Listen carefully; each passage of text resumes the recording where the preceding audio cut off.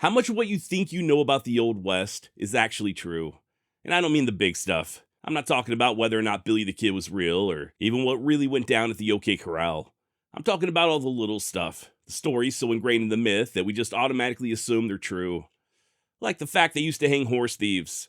We've all heard that one before, right? It's in damn near every Western ever made, and it's such a common trope that we still talk about it to this day. Man steals your horse on the frontier, you string him up from the nearest cottonwood, no questions asked. But how often did that really happen? How many men were legally executed for horse theft back in the Old West? And is it true that in places like Texas, you can still be executed for stealing a horse? I think the answers might surprise you. Or what about bounty hunters? You know, the lone stranger just riding from town to town, hunting down bad guys and collecting the reward money. But did such a profession ever even exist? And if so, who exactly was doing the hunting? And finally, we'll close things out by taking a look at when the Old West began and when it finally came to an end. Spoiler alert, but it ain't nearly as cut and dry as a lot of people seem to think, especially considering that there were still wild Apaches conducting raids as late as the 1920s. Yes, the 1920s.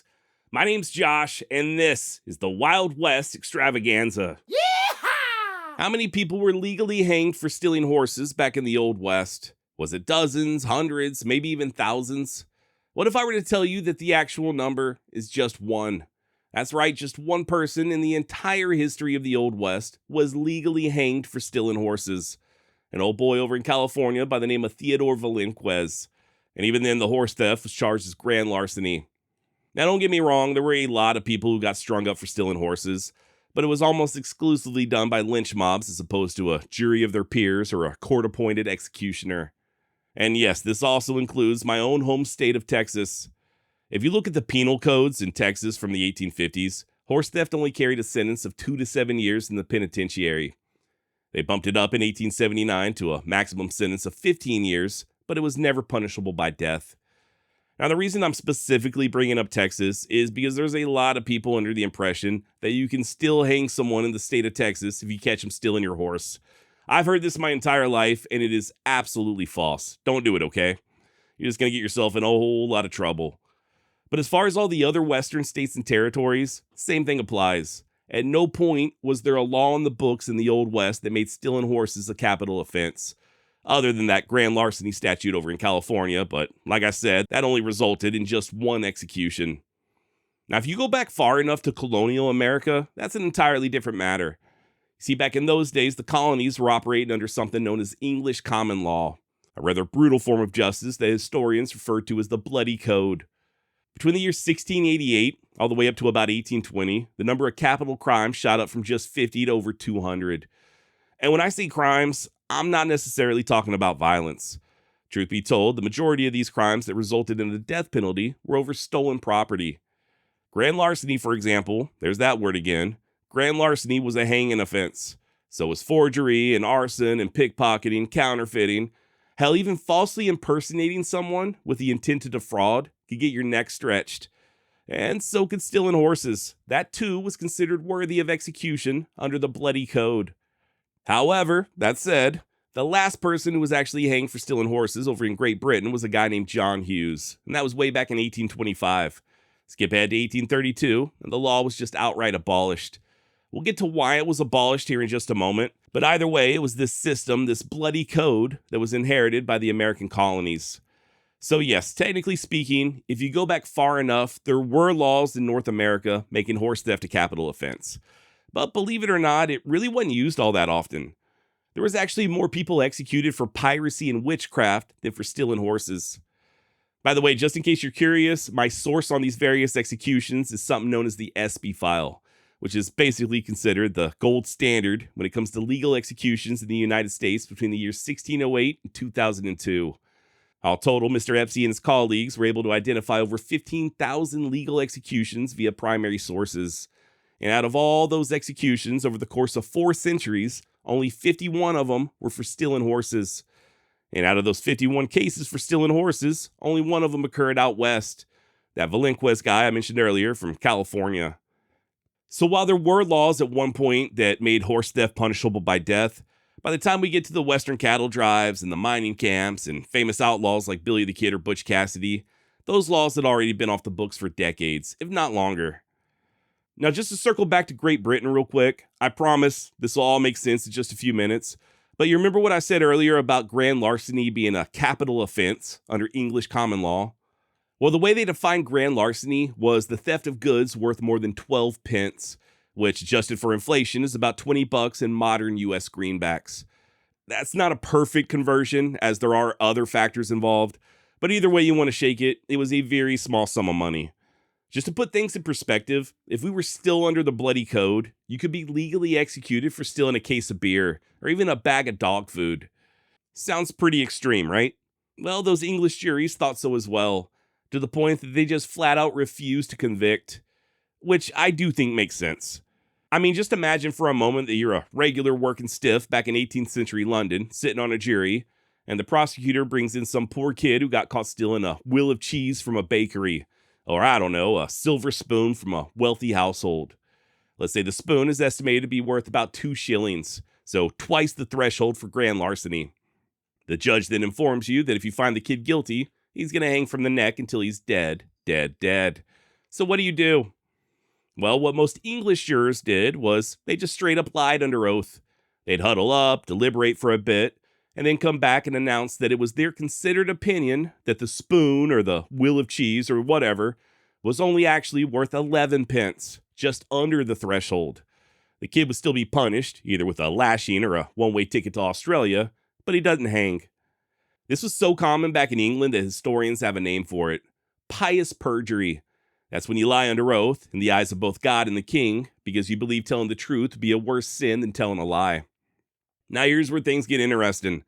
This wasn't just some sissified British concept. In fact, we find the same exact phenomenon occurring during the Old West. Not with horse theft, because, as I've already touched on, there were no actual laws making horse theft a capital offense in the Old West, but there were similar laws making other forms of robbery punishable by death, like train robbery. I brought this up recently when we discussed the outlaw Bert Alvord, but at one point in time there were 2 separate territories, New Mexico and Arizona, where robbing a train came with an automatic death penalty. And despite these laws being on the books for over 2 decades, they only hanged one person for robbing a train, a guy known as Blackjack Ketchum. Now you may think, well, that just proves that being tough on crime is an effective deterrent. After all, if they only hanged just one person for robbing a train, then the other outlaws must have gotten the message. Well, as it turns out, that's not really the case. There were still plenty of trains getting robbed in both New Mexico and Arizona, despite the harsh penalties. And people were still being arrested for robbing trains. The only problem was the juries. See, the juries out west, much like their counterparts back in England, just flat out refused to convict. I guess they too felt as if the punishment didn't fit the crime. Prosecutors soon caught on and began charging the train robbers with lesser offenses like highway robbery or assault, or, in the case of Bert Alvord, interfering with the U.S. mail. The guilty party was still punished, sometimes quite a few years behind bars, or sometimes they were even branded, but they weren't executed. The only question that remains is why. Why did Western juries refuse to convict, even if they knew for a fact that the defendant was guilty? And if horse theft was such a heinous offense, why didn't they push through actual legislation to make it punishable by death? I'm going to be honest with you on this one. I haven't got a clue. All I know for a fact is the history is complicated, and so are people, especially the people that lived on the frontier back in the 1800s. What I will say is this. I think we've all, myself included, been greatly misled by Hollywood when it comes to how things really worked back in the Old West, especially when it comes to enforcing the law. I think when most people envision Old West frontier-style justice, they see it almost as a righteous undertaking. Sort of like what happened to guys like Jim Miller or Henry Newton Brown, or even like the Suggs brothers from Lonesome Dove. Just mentioned them last week when we discussed Print Olive. Remember what happened to the Suggs brothers? It was instant justice. The good guys win, the bad guys get put in the dirt. End of story. Only thing is, while these type of executions certainly did occur, even in regards to horse theft, they weren't necessarily par for the course. In all actuality, many of your Western lynchings had much more to do with power than actual justice. A great example of this would be the Johnson County War. A lot of people got strung up during the Johnson County War, but it was almost never due to just regular everyday people rising up in righteous anger and putting a stop to the evildoers. More often than not, it was just the wealthy cattle barons lynching innocent homesteaders. People like Ella Watson, who in July of 1889 was forcibly removed from her home and hanged from a pine tree. According to the cattle barons, Watson was a stock thief in addition to being a prostitute. Just a low-down dirty bird. Truth is, she just owned land coveted by a wealthy rancher named Albert Bothwell. And when she refused to sell, Bothwell had her killed, and then he took her land. And no, he was never held responsible. He ended up moving to Los Angeles and living to the ripe old age of 72. I'm sure his grandkids loved him. This is something we've discussed time and time again here on the Wild West Extravaganza, and it was extremely common. Might makes right. Whoever had the most money or the most guns or the most power, they're the ones who got to decide who was guilty and who was innocent. And a lot of innocent people got caught up in the mix. I looked into this as well, and it's estimated that 1 out of every 3 lynching victims was innocent. So in other words, just because mob justice was somewhat common back in the Old West, doesn't necessarily mean that the majority of Westerners were in favor of it. All it proves is that powerful men, when left to their own devices, will invariably operate outside the law whenever it suits them. And it wasn't just in Johnson County, by the way. I could give you a dozen examples of mining operations or railroad executives or even cattle associations doing the exact same thing. And it was almost never about justice. Remember that law I mentioned from Arizona that made train robbery a capital offense? It wasn't the citizens of Arizona who passed that law. It was the railroads. Or, technically speaking, it was a legislator who had formerly been employed by the Southern Pacific. I have no way of proving this, but something tells me he got one hell of a Christmas bonus. More on that in just a moment, but real quick before we go further, I do have something I'd like to share with you, and hopefully you'll get as much of a kick out of it as I did. It's a free quiz I put together called Which Old West Gunfighter Are You? It's just 12 multiple choice questions, takes about 2 minutes to finish, and you have 9 possible results. Everyone from Billy the Kid, Jesse James, Bass Reeves, Deacon Jim Miller, and maybe a couple others that you might not find quite as flattering. Now, you will get your results immediately, but if you want the full rundown, including the historical context, what it says about your personality, and what to look out for in yourself, especially if your result is Deacon Jim Miller, all you gotta do is type in your email address at the very end and click the red button that says, "Send me the full verdict." And that's it. Just wait a couple of minutes and it'll be right there in your inbox, hot and ready. And yes, the full rundown is also 100% free. So what are you waiting on? Head on over to wildwestquiz.com and take your free quiz. That's wildwestquiz.com, wildwestquiz.com, wildwestquiz.com. Or just click the link down below that says Wild West Quiz. And now, back to the show. Okay, so like I was saying, just because mob justice was a thing that happened back in the Old West, doesn't necessarily mean that the majority of Westerners were in favor of it. All it proves is that there were some very greedy cattle barons, titans of industry and the like, that were more than willing to string up innocent people if it helped line their pocketbooks. So, with all of that in mind, what's the main takeaway? I mean, what even is the point of today's episode? Well, mostly it's just my way of sharing some information that I thought you'd find fascinating. If you would have told me a year ago that almost nobody was legally hanged for stealing horses in the Old West, I doubt I would have taken you seriously. And I'm sure there's quite a few people listening to me right now who are every bit just as skeptical. But just do me one favor, okay? Before you start sending emails, I want you to think about all of the outlaws we've covered here on the show. The desperados and gunslingers and rustlers, the murderers, the whole lot of them. If you had to guess just off the top of your head, how many of them would you say were lynched for stealing horses? I actually sat down and made a list of all my previous topics, and out of every single outlaw we've covered here on the Wild West Extravaganza, only one of them got lynched for stealing horses. Guy we discussed not too long ago by the name of Billy Brooks. And I say horses, technically it was stolen mules, but either way, it was just one guy. Now, I want to be careful here because I think it can be very easy to misconstrue what I'm saying. I am in no way insinuating that Billy Brooks was the only person in the entirety of the Old West to get strung up by vigilantes over stolen horses. What I am saying, though, is that if you start searching for verified named cases of men who were lynched for horse theft, I think you're going to come to the same conclusion that I did. And that conclusion is that the actual historical record is a whole hell of a lot thinner than the mythology of the Old West, or Western movies, or paperback novels would have you believe. Yes, people were lynched for stealing horses, but outside of a few large events like Stuart Stranglers up in Montana, or Wyoming's Johnson County War, it was mostly just a small scattering of people that most of us have never even heard of. Now, I didn't spend a ton of time on what I'm about to say next, so grain of salt, and I am very open to correction, by the way. But the best I can figure, even being generous with the numbers, is that there were only about 40 to 60 verified horse theft lynchings across a span of roughly 3 decades. And before anyone brings up Judge Roy Bean, I hate to be the bearer of bad news, but that is also a myth. Believe it or not, the so-called law west of the Pecos, the man whose entire legend is built around stringing up horses from the back of his saloon, never actually hanged anyone. Not a soul. And then there's Doc Middleton. We just talked about him a little bit last week. Arguably the most prolific horse thief of all time. Dude stole thousands of horses, and once he was finally apprehended, all he got was around 5 years behind bars. And then he went on to become a deputy sheriff. So just to sum everything up, there was never a time in the Old West when stealing horses was legally punishable by death.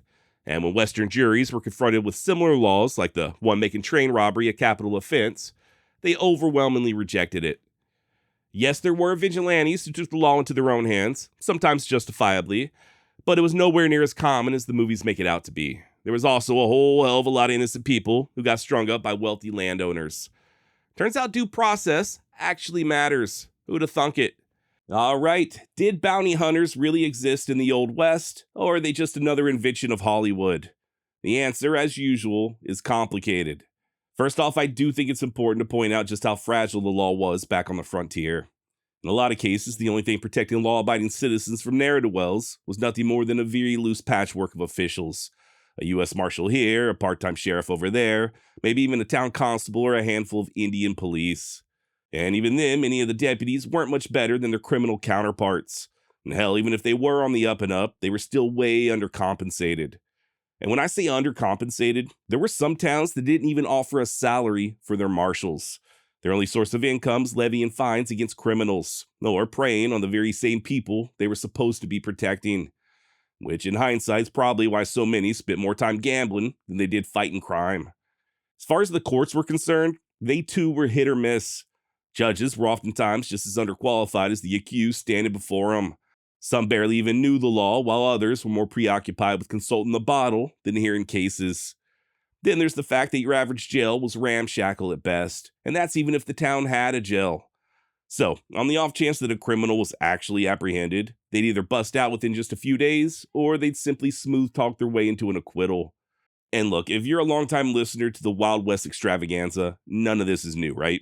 I can't tell you how many times I've covered outlaws who committed cold-blooded murder in broad daylight, only to then be released on a mere technicality. They'd plead self-defense, or witnesses would refuse to testify, and they'd get off without so much as a slap on the wrist. Either that, or they'd just bribe a guard, or escape through a hole in the wall. So yeah, to say that frontier justice was lacking is a bit of an understatement. And as a result, there was a ton of vigilantism. Just regular, everyday citizens taking the law into their own hands. Or if they couldn't handle it themselves, they'd pull their money and offer up a bounty, hoping that someone, anyone, would step forward and take care of the bad guys. You also had private corporations doing the exact same thing. Everyone from railroads to express companies and even banks. Wells Fargo, for example, they paid out over $70,000 worth of rewards between the years 1870 and 1884. They also had their own in-house detective agency, which accounted for hundreds of convictions during the same period.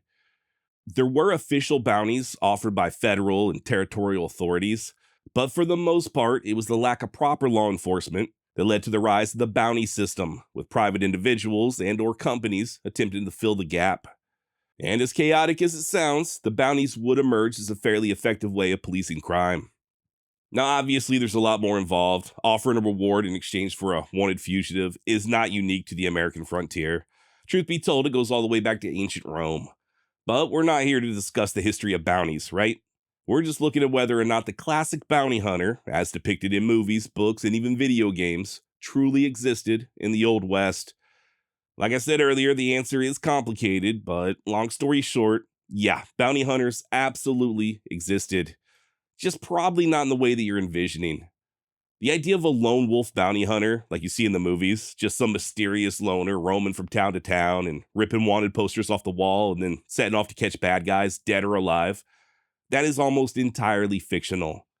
Yes, there were bounties, as we've already illustrated, and many of those bounties did lead to arrests and even fatal shootings. But by and large, it was either official lawmen collecting the bounties, i.e. deputy marshals or sheriffs, or it was the private detectives employed by companies like Wells Fargo or the Pinkertons. These guys already had full-time jobs, and they weren't bounty hunters by trade. In other words, they didn't exclusively earn their living strictly from bounties. In fact, out of over 250 gunfighters studied by historian Bill O'Neill, he was only able to identify 3 who made bounty hunting their primary occupation. And even then, it was just a part-time endeavor. Everyone else either wore a badge, worked for a detective agency, or they simply chased bandits whenever it was convenient, just as part of a civilian posse. And before you ask, no, I am not entirely sure who those 3 bounty hunters were that O'Neill referenced. He did a breakdown in his book, The Encyclopedia of Western Gunfighters, showing which professions were the most common amongst gunslingers, but from what I can tell, he never listed anyone by name, at least not in that section. Also, I didn't find this out until right before I sat down to record, but I did receive word that the aforementioned Bill O'Neill passed away just a couple of days ago. In addition to writing the Encyclopedia of Western Gunfighters, he also put out books on the Arizona Rangers, the Johnson County War, Billy Dixon, Pink Higgins, and a ton more. I've used Bill's research in the past. I've always found him to be an excellent source, and his presence is definitely going to be missed. So rest in peace, Mr. O'Neill, and thank you very much for your invaluable contributions to Old West history. Now, we will be going over a few real-life bounty hunters in just a few seconds, but the main point I'm trying to convey, thus far at least, is that the vast majority of people who collected bounties did not do so as a full-time career. 99.9% of the time, they were already employed either in law enforcement or with a private detective agency. Charlie Siringo is a great example. He joined the Pinkertons in the mid-1880s and worked cases all the way from Mexico City up to Alaska, oftentimes undercover, sort of like an Old West Donnie Brasco. But be that as it may, he was still a salaried employee as opposed to a lone wolf bounty hunter. In fact, I could be wrong about this, so please double check me, but I don't even think Pinkerton operatives were allowed to accept bounties. Other agencies, however, were much more lenient. Covered a guy a few months ago, Whispering Jim Smith, who worked as both a railroad detective for Union Pacific and a range detective for the Wyoming Stock Growers Association. Smith killed a lot of outlaws during his time as a detective, and in doing so, he did collect more than a few bounties. But even with all that reward money, I highly doubt he would have been able to support himself financially if it wasn't for his salary as a detective. And the reason I say that is because most bounties were for very small sums of money. I know we've all seen the fake wanted posters offering thousands of dollars for outlaws, but in all reality, most of your bounties were for less than $100. You gotta think, these bandits weren't just sitting around waiting to be arrested. You had to actually go and find them, oftentimes spending weeks, if not months, in the saddle. That costs money, especially if you're working with a partner or a small posse. And really, that's the main reason why nobody was actually a full-time bounty hunter. It just wasn't really financially feasible, much like podcasting. Unless, of course, you had some other steady source of income to pay your bills. Now, on the opposite end of the spectrum, guys like Siringo or Whispering Jim Smith, you had official lawmen like Pat Garrett. Garrett, of course, was famous for collecting the $500 bounty on Billy the Kid. But once again, he did so as a sheriff, not as a full-time bounty hunter. Trust me, he spent far more time collecting taxes and doing other mundane chores than he did chasing criminals. And most of the people he arrested did not have bounties on their head. You also had Deputy U.S. Marshals like Bass Reeves. If you've ever seen the movie True Grit, Bass Reeves was basically a real-life Rooster Cogburn, only with a slightly darker tan. Dude made something like 4,000 arrests and killed over a dozen bandits throughout the course of his career. And he certainly wasn't the only one. Guys like Heck Thomas, Bill Tillman, and Chris Mattson also operated out of Fort Smith as deputy marshals. There was also a fairly large contingent of deputies stationed down in Paris, Texas that were doing the same thing, just waiting around the courthouse for a stack of warrants before heading off to the territory in search of fugitives. These guys all collected bounties, but those bounties weren't their only source of income, and they almost never traveled alone. Matter of fact, the deputies working out of Fort Smith were mandated by law travel with a partner. So what little money they did make via the bounties also had to be divvied up. So yeah, once again, I hate to kick a dead horse, but yes, there were people who hunted down criminals for reward money, but they were almost never independent operators like you see in the movies. They were either some type of a deputy or private detective, and said bounties were almost never their only source of income. Now, that's not to say that regular everyday people didn't occasionally go off to collect bounties. That did happen, but it was the exception rather than the rule. Tom Tobin's a great example of this. Back in the early 1860s, Tobin was contracted by Colonel Tappan out of Fort Garland to put a stop to the murderous Espinosa brothers. By the time he caught up with them, little brother Vivian was already dead, but Tobin did manage to kill Felipe Espinosa, along with his nephew Jose. He then cut their heads off, stuck them in a gunny sack, and hand-delivered them to Tappan, at which point the colonel refused to pay the supposed $2,500 bounty. I'm really not sure why he refused, but rather than pony up the money, he instead gifted Tobin a fancy buckskin jacket. It wasn't until several years later that he finally received most of the bounty from the governor of Colorado. Tobin was not a member of law enforcement, nor was he employed as a private detective. He was simply just a badass former mountain man turned cattle rancher who was recruited by Colonel Tappan. And then, just as soon as the job was done, he went right on back to his ranching. You also had the Dunn brothers out of Oklahoma. Their sister, and verifiable historical hottie Rose Dunn, was rumored to have been romantically involved with the wanted outlaw known as Bitter Creek Newcomb. Or at least she was, until her brothers gunned Newcomb down to collect the bounty. The eldest of the bunch, Bill Dunn, would then go on to help Deputy Marshal Heck Thomas kill the notorious Bill Doolin. Now, I bring up the Dunn brothers because they are oftentimes labeled as true blue bounty hunters, but that's not really all that accurate. The truth is, they were just opportunists. Sure, they collected a few bounties here and there, but most of their money came from rustling livestock and operating a boarding house. The only guy that I'm aware of who supposedly earned 100% of his living exclusively as a bounty hunter was Dallas detective Jack Duncan. He got recruited into the Texas Rangers back in 1877 and then helped to arrest John Wesley Hardin over in Florida. And not long after Duncan got back to Texas, he quit rangering and dove headfirst into the life of a bounty hunter. Interestingly enough, later on in life, Duncan will release a list of all of his arrests, as well as how much money he earned via bounties. And according to him, he received a total of $12,000 worth of rewards for 21 arrests over what I believe was a period of 18 years. Now, $12,000 in 1890, adjusted for inflation, is more like $427,000 in today's money, which is a pretty good chunk of change. But remember, Duncan spent nearly 2 decades working as a bounty hunter. So when you do the math, he was only making what would have been the equivalent of around $24,000 per year. It's also worth noting that part of that $12,000 came from his share of the bounty on John Wesley Hardin.